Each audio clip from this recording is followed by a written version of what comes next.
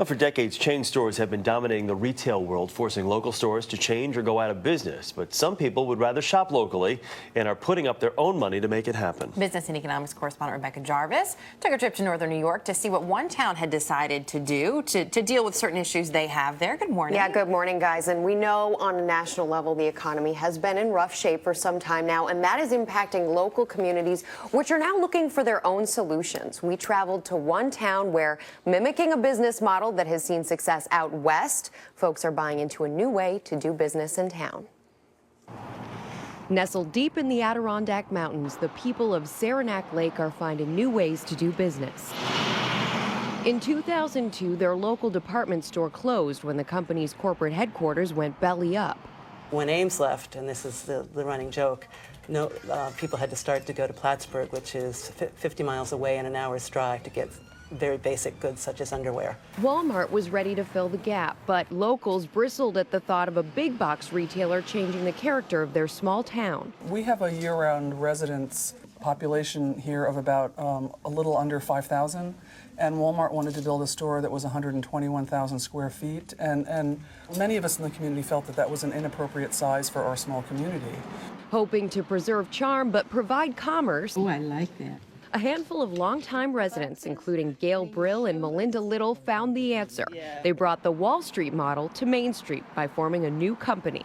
The Lake Saranac Community Store, and selling shares for $100 each. The store's customers became its shareholders. May I try one on? You certainly may, yeah. What do the shareholders get for owning the community store? Well, pride in coming together as a community and making the store happen. You keep coming back to these socks. Investors aren't expecting to gain much financially. Brill and Little say it's really about helping to support local business. The real value in the investment is seeing the store here, knowing that we're meeting the retail needs of the community, knowing that we're doing the right thing, and knowing that we're taking control of our own destiny, really. I was sold on the idea right from the start.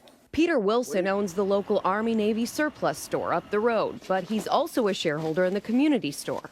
It was just an easy decision to say, you know, this is great for the community. We're not expecting anything back from it, but it's just aside from the fact that we'll have a resource to shop at and hopefully, busier downtown. One of the things that I love is over here. Low overhead means lower prices, and that's provided a steady stream of business. And look at the price. $12.99. Yeah, it's fantastic. So that's a deal. It is a deal. So you can come here and get a deal. Yep, you can. You think this is for a 3-year-old? On opening day, the community store sold $7,000 worth of merchandise, but organizers are still cautious about the future. This is a work in progress. And it will always be a work in progress. I mean, that's the beauty of having a locally owned store, is that we can shift much more quickly than a store that's owned by a corporation. There's nobody else sitting in an office somewhere outside of town saying this is how it needs to go. Exactly. The people of Saranac Lake, eager to keep their local economy thriving, are doing just that. Today's total is $67.58. One sale at a time. Remain steady, I guess.